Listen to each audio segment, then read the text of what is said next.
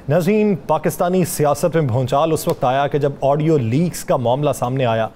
पहले video leaks हुआ करती थी, फिर ऑडियो कॉल लीक्स होना शुरू हुई और अब एक कमरे में, बंद कमरे के अंदर होने वाली गुफ्तगू को जो उसकी लीक सामने आना शुरू हुई हैं, ये होशरुबा इंकशाफात सामने आना शुरू हुए। पाकिस्तान की सिक्योरिटी के ऊपर भी सवालिया निशान है कि जहाँ पर वज़ीर आज़म हाउस के अंदर बैठी गुफ्तगू हो रही है, वो 4 अशख़ास अगर आपस में गुफ्तगू कर रहे हैं तो वो गुफ्तगू मंजर आम पे किस तरीके से आई, वो गुफ्तगू को टैप किसने किया, रिकॉर्ड किसने किया, वो शख्स कौन है, इसके ऊपर बहुत से सवालिया निशानात हैं। और अभी तकरीबन 6 GB के करीब या 8 GB के करीब डेटा है जो हैकर के मुताबिक उसके पास मौजूद हैं। 100 से ज़ायद वीडियोज़ हैं, घंटों पर मुहित वो ऑडियोज़ मौजूद हैं जो उसके पास हैं और वो पैसे मांग रहा है। ये कितना बड़ा सवालिया निशान है, इसके पीछे मुहर्रिकात क्या हैं, आने वाले दिनों के अंदर इसी ऑडियो लीक्स को लेके पाकिस्तानी सियासत के अंदर मजीद भौचाल क्या आएगा। हालिया जो नई डेवलपमेंट हुई है, वज़ीर ख़जाना मिफ्ताह इस्माइल ने अपना इस्तीफ़ा जो है वो पेश कर दिया है और वो लंदन में मीटिंग के दौरान पेश किया गया और साबिक वज़ीर आज़म मियाँ मोहम्मद नवाज शरीफ की जानिब से नए वज़ीर ख़जाना के लिए जो नामज़द किया गया है नाम, वो इसहाक डार साहब का किया गया है। इसहाक डार साहब के हवाले से राना अजीम साहब ने प्रोग्राम में क्या कहा था, कुछ हिस्सा मुलाहिजा कीजिए, फिर गुफ्तगू को आगे बढ़ाते हैं। 2 अफराद के हवाले से मैं आपको बता दूं, मुफ्ता साहब और शहबाज शरीफ साहब, मुफ्ता इस्माइल साहब और शहबाज शरीफ साहब, इन दोनों के लिए सबसे बड़ा खतरा इसहाक डार साहब। राना साहब, आपने इसहाक डार साहब के हवाले से तो बताया कि वो आएंगे तो किन के लिए परेशानी का बायस बनेंगे, लेकिन ये जो ऑडियो लीक्स का मामला है, 3 ऑडियो मंजर आम पे आई, मुख्तलिफ गुफ्तगू हैं। एक तरफ वफाकी वज़रा बैठे बातचीत कर रहे हैं वज़ीर आज़म से, दूसरी गुफ्तगू में वो मरीम नवाज़ साहिबा से बातचीत कर रहे हैं, तीसरी गुफ्तगू वो एक ऑफिसर से कर रहे हैं। ये जो मुबैना ऑडियो लीक्स का सिलसिला है, इससे पाकिस्तानी सियासत के अंदर कितना कोहराम बरपा होगा? बिस्मिल्लाहिर्रहमानिर्रहीम, अस्सलातु वस्सलामु अलैका या सय्यदी या रसूल अल्लाह, अस्सलातु वस्सलामु अलैका या सय्यदी या हबीब अल्लाह। देखिए यासर, अभी 7 ऑडियोस लीक्स जो हैं अभी और आनी है। मैंने कहा था कि ये दिन बड़े मज़ेदार दिन होंगे सियासत के, और इन दिनों में सियासत के अंदर बड़ा तूफ़ान आएगा। इन दिनों में सियासत के अंदर ऐसी ऐसी चीज़ें बेनकाब होंगी कि वो तमाम लोग, यानी वो तमाम सियासी कुव्वतें जो इमरान खान के ख़िलाफ़ साजिशें कर रही थीं, कर रही हैं, आगे भी करेंगी, उनके साथ जो जो उनके सहूलतकार होंगे वो आने वाले दिनों में बिल्कुल कई ऑडियो लीक्स में बेनकाब हो जाएंगे। अब मुझे बताएं, ये तीनों जिसका आपने 3 ऑडियो लीक्स का जिक्र किया है, इन तीनों ऑडियो लीक्स में सारा कुछ जो है इमरान खान की फेवर में जा रहा है। यानी इमरान खान के ख़िलाफ़ होने वाली हर साजिश, इमरान खान जो बात कहता है, इमरान खान का जो बयानिया है, इमरान खान जिस चीज़ पर चला हुआ है, वो तो साबित खुद कर दिया इन्होंने। क्या मुस्लिम लीग नून में से किसी एक ने इन 3 ऑडियो लीक्स की तरदीद की? ऐसा की है किसी ने तरदीद? नहीं, तरदीद नहीं की। उनका ये कहना है कि इससे ये बात साबित हो गई कि हमने कोई गलत इकदाम नहीं उठाया, लेकिन इसके खिलाफ तहकीकात ज़रूर होंगी कि किसने ये रिकॉर्ड किया। मुझे एक बात बताएं, अरशद मलिक की किसने रिकॉर्ड की थी? अरशद मलिक की वीडियो ऑडियो किसने रिकॉर्ड की थी? बहुत से और लोगों की वीडियो ऑडियो कौन रिकॉर्ड करता है? भाई, जब घर को आग लग गई, घर के चिराग से जब आप जो बीजेंगे वही बोएंगे, जो बोएंगे वही काटेंगे ना। ये ऐसे ही होगा ना। आप क्या होता था, ये पूरी ज़िंदगी इनकी तरफ से ऑडियोज़ आती थी, इनकी तरफ से वीडियोज़ आती थी, इनकी तरफ से सब कुछ। तो ये सोचे ना, घर के अंदर चोर कौन है? और पंजाबी में कहते हैं ना कि मुंजी थले डांग फेरो। भाई देखे ना कौन है, किसने ये सब कुछ किया है, इनके अंदर कौन ऐसा शख्स मौजूद है, कौन सी ऐसी एजेंसी है जिससे, मतलब ये तो आईबी का काम है ना। अगर इंटेलिजेंस ब्यूरो ये नहीं कर सकी, अगर नहीं ढूंढ सकी, अगर उसी के अंदर कोई है, अगर उसके अंदर नहीं है, अगर कबीना के अंदर कोई बंदे हैं, अगर इनके मुलाजमीन में से कोई हैं, तो फिर इनको ढूंढना चाहिए। फिर इसका मतलब है कि बहुत सी चीज़ें बहुत सी जल्द सामने चले। मैं आपको कुछ चीज़ें आपको खबर दे देता हूँ बड़ी। 3 ऑडियोस जल्द आ रही हैं, जिसमें एक में है कि तोशाहाना रेफरेंस के हवाले से गुफ्तगू है, और जो इतनी फेवर कर जाएगी कप्तान को कि आप सोच नहीं सकते। दूसरी में जो है कप्तान और कप्तान के साथियों की गिरफ्तारी किस तरीके से करनी है और इनके खिलाफ मुकदमा दर्ज किस तरह करने हैं, किस अफसर को क्या जिम्मेदारी देनी है, एक ये है।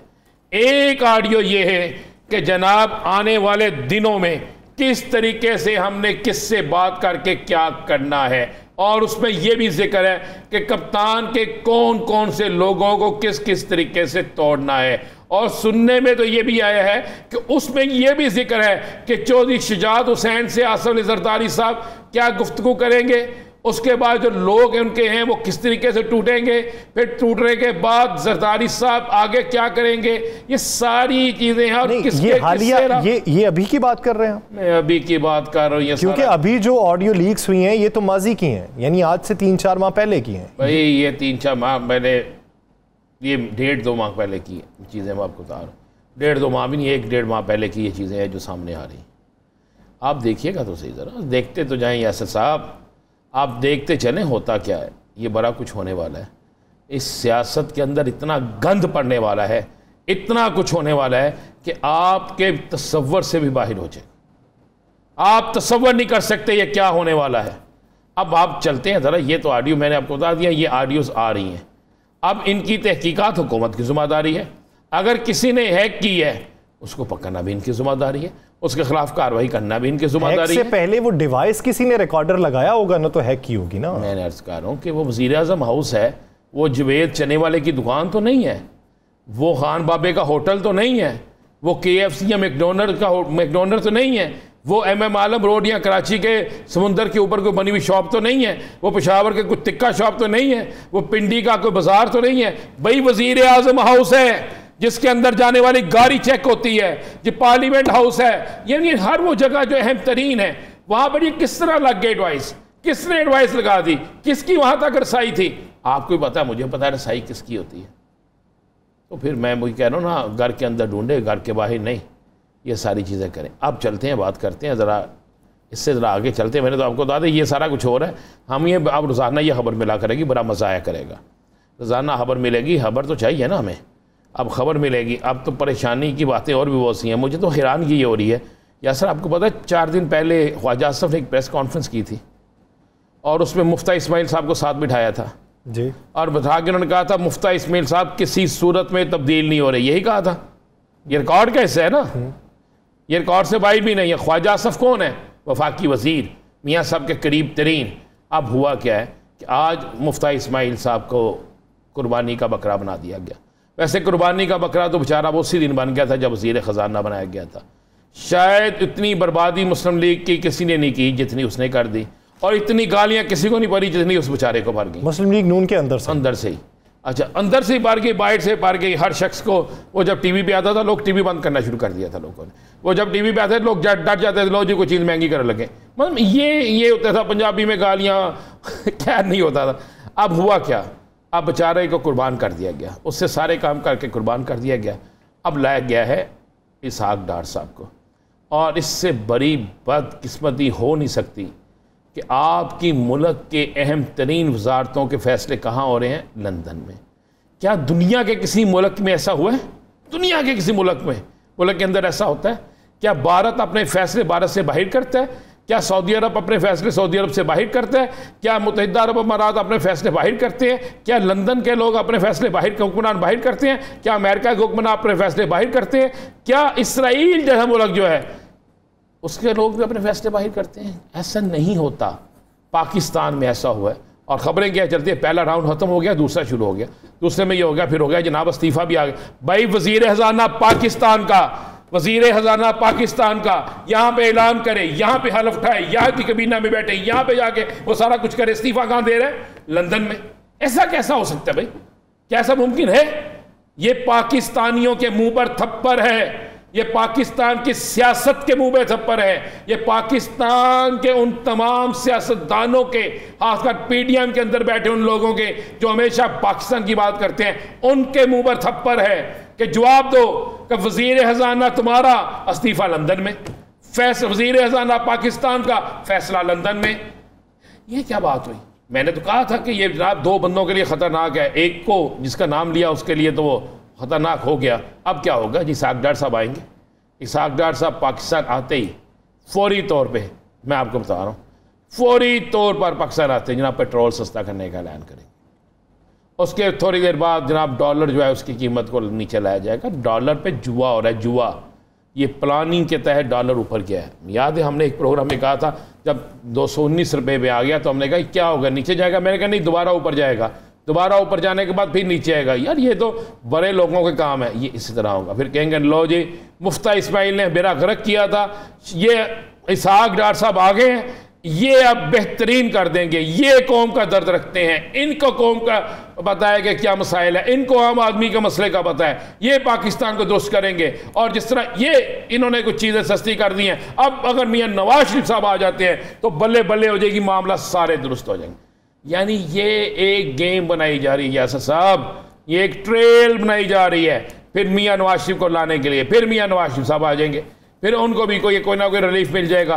फिर वो आके मियां नवाज शरीफ साहब जो है वो आके कहेंगे जनाब मैं, जिस तरह मेरा भी एक शख्स आया इसहाक डार जिस पर इन्होंने पाबंदी लगा दी थी, आखिरकार वो पाकिस्तान आया, उसने अदालतों का सामना किया और आते ही उसने देखे अवाम की नफ्स पे हाथ रखा और चीज़ें सस्ती करनी शुरू कर दी। भाई ऑलरेडी पेट्रोल सस्ता हो चुका है, ऑलरेडी डॉलर की कीमत नीचे जानी चाहिए हर सूरत में, लेकिन मसनूई तौर पर ऊपर जा रही है और मसनूई तौर पर नीचे आएगी। और उसके बाद ये दो चार चीज़ें और करने के बाद ये कहेंगे जनाब देखें हम आवाम को रिलीफ दे रहे हैं, अब मियाँ साहब आएंगे तो आवाम की मौजें हो जाएंगी, अब मियाँ साहब आएंगे तो रोटी भी 5 रुपए की मिलेगी, अब मियाँ साहब आएंगे तो जनाब हर चीज़ सस्ती हो जाएगी। नहीं होनी, नहीं होनी। अवाम को धोखा देना है, अवाम के साथ फ्रॉड करना है, अपनी सियासत को चमकाना है, अपनी सियासत को सीधा करना है। फिर उसके बाद इलेक्शन के मतलब ये सोचेंगे, फिर उसके मतलब ये इलेक्शन जाएंगे, फिर निगरान सेटअप की तरफ भी जाएंगे, फिर निगरान सेटअप में दोबारा महंगाई होगी तो फिर ये कहेंगे सड़कों पे आके देख लें हमने महंगाई खत्म करनी शुरू की थी, ये इमरान खान ने शोर डाला, हमने कहा चलो इलेक्शन करा लें। अब इलेक्शन की तरफ गए, निगरान सेटअप आया, महंगाई होगी, हम रहते हमें अगर 3 माह और मिल जाते तो हमने कौम की तकदीर बदल देनी थी, मार देने थे गरीब सारे, खत्म कर देनी थी इंडस्ट्री, खत्म कर देना था सारा कुछ, इतनी महंगी बिजली कर देनी थी कि आप बिजली को तरसते। जब जिस तरह गरीब अब ईद कुर्बान पर गोश्त खाता है ना, फिर बिजली का भाई यही हाल होना था कि यार सारा दिन में रात जब नींद आएगी उस वक्त थोड़ी देर के लिए पंखा चला लें, एसी तो ख्वाब बन जाना ना, एसी तो ख्वाब बन जाना। तो ये हाल होना था यासर। ये सारी क्या डार साहब की वापसी के बाद मजीद वजारतों में भी तब्दीलियाँ देखें? जी 4 से 5 वजारतों में तब्दीलियाँ हैं।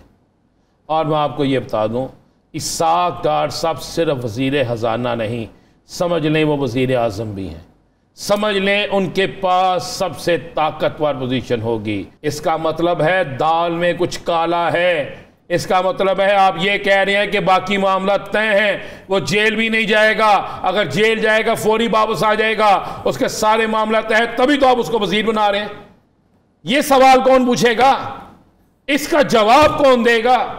अगर बोले तो तौहीन अदालत है, ना बोले तो गुनाह है कि अगर आप कुछ ऐसा होता देखें और जबान आपकी खामोश ले तो फिर क्या यह गुनाह को जुमरे में नहीं आता?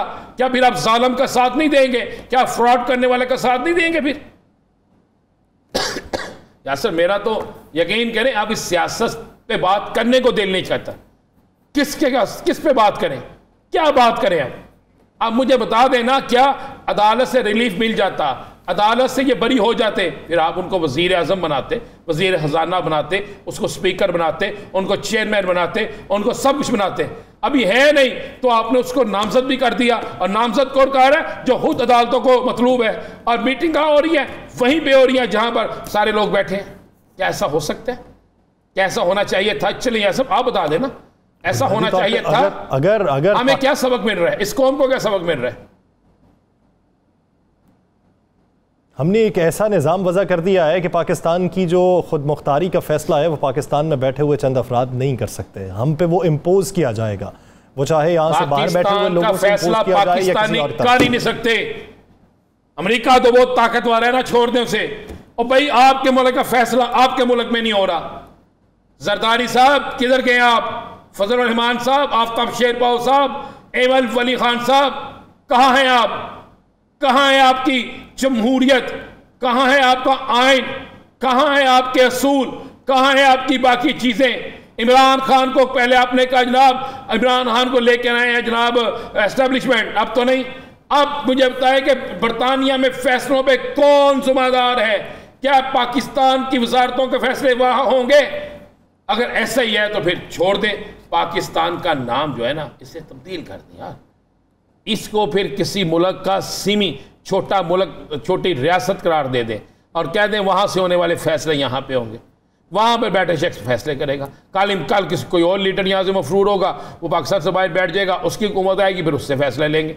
फिर आप इस तरह करें ना, एमकेएम को कहें कि आप अल्ताफ हुसैन से नहीं करें फैसले, फिर उसका क्या कसूर है? फिर यही होगा ना, एमकेएम कहती फिर उसका क्या कसूर है? हालांकि उसका सबसे बड़ा कसूर है, उसने तो इंतहा कर दी थी ना, लेकिन फिर फैसले जब होने वहाँ से है तो फिर ये सारा कुछ तो राना साहब, आज करक का पाकिस्तान तहरीक इंसाफ का जलसा, खान साहब का ये कहना कि मैं अपनी बॉल से इन स्विंग यॉर्कर करवाऊंगा और तीनों विकेट्स गिरा दूंगा और सबसे दरमियान वाली विकेट पे मेरी नज़र है और वो गिरने वाली है। खान साहब का अंदाज़ क्या जारहाना होगा या मफाहमत की तरफ वो बढ़ेंगे? खान साहब कोशिश कर रहे हैं कि आखिरी दम तक पाकिस्तान के अंदर हालात ऐसे पैदा ना हो कि जिससे पाकिस्तान के अंदर सियासी इंतकाम शुरू हो जाए, यानी आपस में कारकुन लड़ पड़े। ऐसे हालात पैदा ना हो पाकिस्तान के अंदर कि कशीदगी नज़र आए जिससे पाकिस्तान की माशत तबाह हो जाएगी। पाकिस्तान इस पोजीशन में नहीं है। पाकिस्तान के अंदर भी ज़रूरत है लोगों को उनके घरों में आबाद करने की, इसलिए खान साहब फौरी कॉल नहीं दे रहे। खान साहब चाहते तो आज ही कॉल दे सकते थे ना, वो सब्र कर रहे हैं, सब्र कर रहे हैं, बार बार सब्र कर रहे हैं। खान साहब के किसी से राब्ते भी हैं और इन राब्तों की वजह से वो बड़े खामोश हैं और सब्र कर रहे हैं, लेकिन सब्र का पैमाना किसी हद तक होगा। देखें ना, खान साहब ने दिखा दिया ना। मुझे एक बात बताएं, ऑडियो लीक्स आ गई, लोगों को पता लग गया, कोई एक टीवी चैनल चाहे कि वही उनका पसंदीदा चैनल था, उस पर भी चल रहा है ना सारा कुछ। उसके बाद जनाब ये सागदार वाला मामला, ये भी सारे डिस्कस कर रहे हैं ना। तो फिर मुझे बताएं, खान साहब से बड़ी अपोजिशन अब आवाम खुद बन रही है। खान साहब सुबह लाहौर आ रहे हैं और लाहौर में आके वो ताजरों से भी बात करेंगे, हम सहाफ़ियों से भी मुलाकात है, बहुत सी चीज़ें निकलेंगी सामने, बहुत सी चीज़ें सामने आएंगी। लेकिन यासर मैं आपको बता दूँ, ये ठीक नहीं हो रहा, बिल्कुल ठीक नहीं हो रहा। ये पाकिस्तान मेरा आपका पाकिस्तान है। इस पाकिस्तान में बसने वाले हम आप सारे पाकिस्तान नहीं हैं। जब इस पाकिस्तान में बसने वालों को पाकिस्तान के फ़ैसलों का इख्तियार नहीं है, उनसे फ़ैसलों के मतलब राय नहीं ली जा सकती, तो फिर मुझे बताएं फिर हम टैक्स क्यों दें? फिर हमें वोट भी नहीं देना चाहिए भाई। हमें बस ये कह देना चाहिए फलां लीडर है जी, वो बड़ा है, अच्छा है, बुरा है, बस ठीक है जी, वो फैसला कर देगा, हमें उस पर सुमामिन कहना होगा, बस यही होगा ना।